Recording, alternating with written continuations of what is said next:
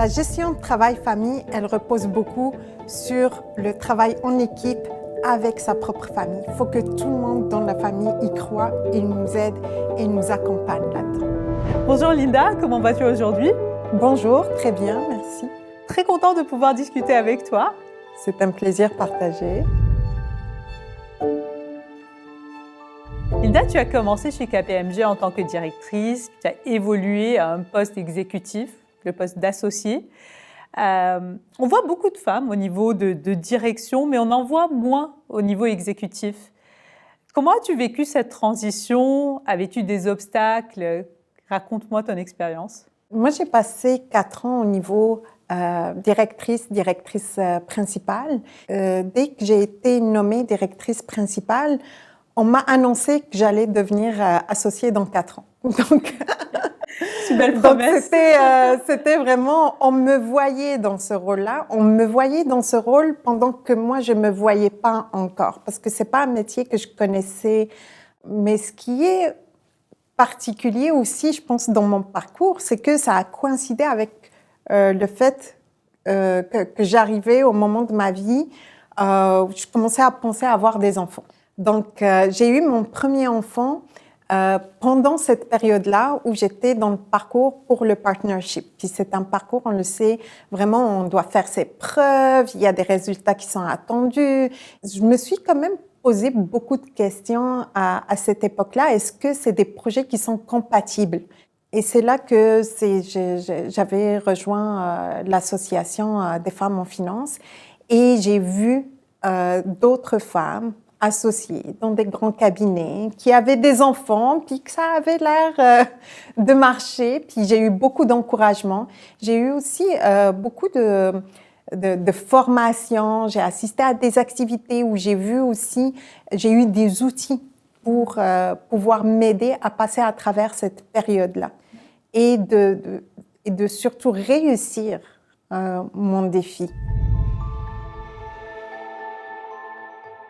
Ça ne s'est pas arrêté là. Quand je suis montée associée, ma première année d'associée, j'étais enceinte de mon deuxième enfant.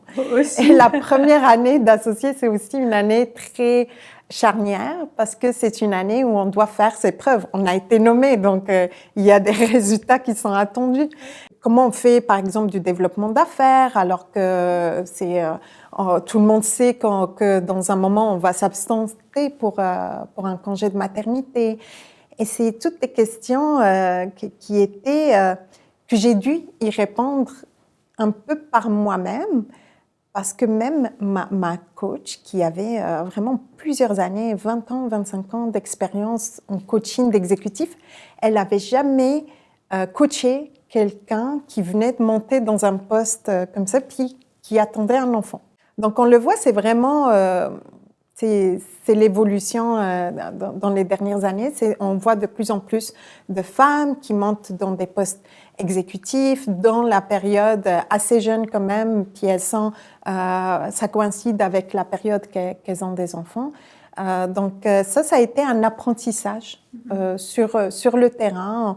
On apprend, on essaye, puis finalement, ça s'est très bien passé, là. Si tu avais à nous partager une clé pour ton succès, ça serait quoi? Quand j'ai quelque chose en tête, quand j'ai un objectif, je ne le lâche pas. Mais ce que j'ai remarqué, parce que c'est une question aussi qui m'est posée énormément, c'est comment tu fais pour y arriver.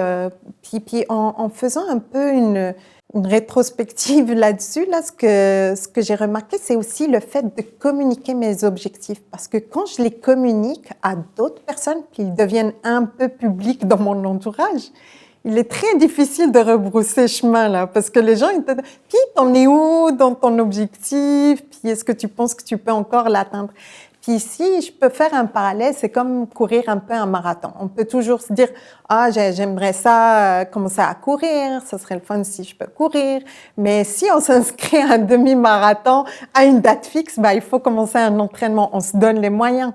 Et c'est là que la machine se met en action. Les promotions, là, si on les garde dans nos têtes, puis on est les seuls à savoir qu'on veut devenir gestionnaire ou on veut devenir exécutif, ça va rester juste dans notre tête. Parce que je pense que les femmes, elles ont aussi ces biais-là, des fois un peu le syndrome de l'imposteur, on l'entend beaucoup, mais c'est vrai.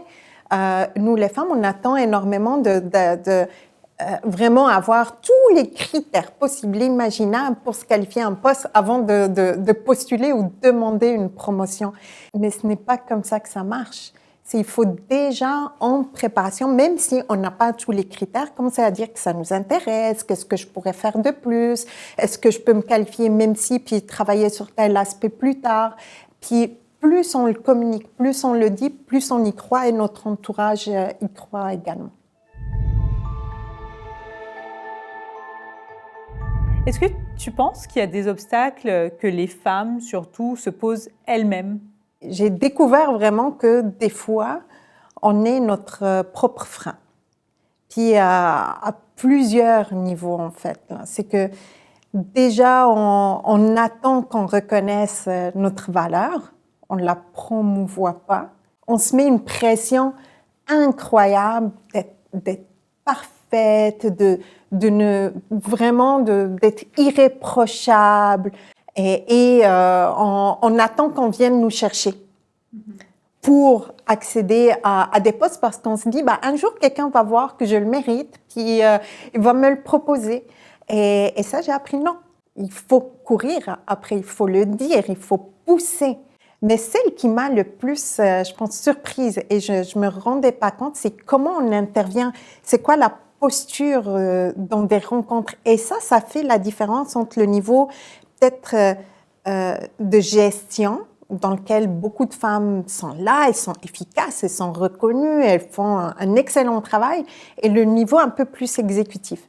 Les femmes, on va commencer souvent nos phrases, s'il y a un groupe, puis souvent on est en minorité, pour intervenir, on va dire « excusez-moi ».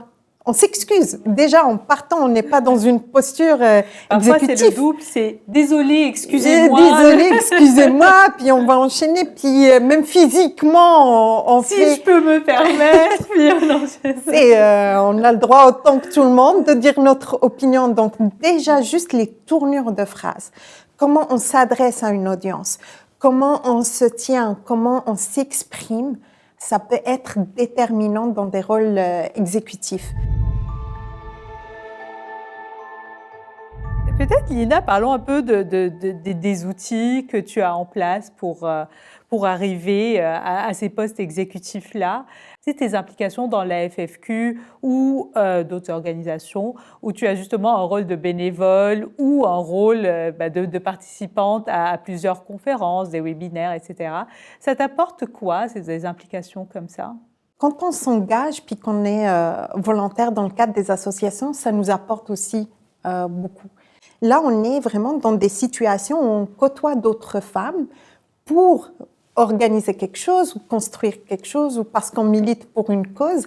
Et ça crée des discussions même autour d'un café ou d'un dîner pendant qu'on est en train de faire ce travail-là qui sont c'est des discussions spontanées où on partage comment tu fais avec tes enfants, moi, t'es rendu où dans ta carrière, qu'est-ce qui s'est passé la semaine dernière. Et là, on a plein d'anecdotes, on a plein d'échanges très spontanés où on découvre, ça nous outille. C'est de l'outillage gratuit fait vraiment dans la spontanéité. C'est un échange juste humain avec des gens qui nous ressentent. Puis qui vivent la même réalité. Oui, puis c'est vraiment, puis ça part d'anecdotes, on rigole et tout ça. Et pourtant, c'est tellement formateur. Et je pense qu'on a tendance à penser que tout le coaching qu'on peut recevoir ou les formations ou les outils, ça doit être vraiment, on s'assoit puis on a vraiment quelqu'un devant nous qui nous donne un cours ou qui nous coach de façon très formelle et tout ça. Moi, dans mon cas, j'aime beaucoup l'informel aussi, c'est de juste côtoyer des gens qui sont inspirants et qui nous partagent de façon très généreuse leur parcours. Si tu avais un conseil à donner à une femme qui est en passage d'un rôle de gestion à un rôle exécutif, qui est en préparation à cette transition, que serait le conseil? Je vais donner le même conseil que moi j'ai entendu puis qui m'a parlé, puis pourtant il est simple. J'étais à un dîner où il y avait d'autres femmes du cabinet qui avaient accédé à des postes d'associés et qui partageaient leur parcours. Et c'était vraiment inspirant. Puis une d'elles, elle a dit, ne lâchez pas la balle des yeux.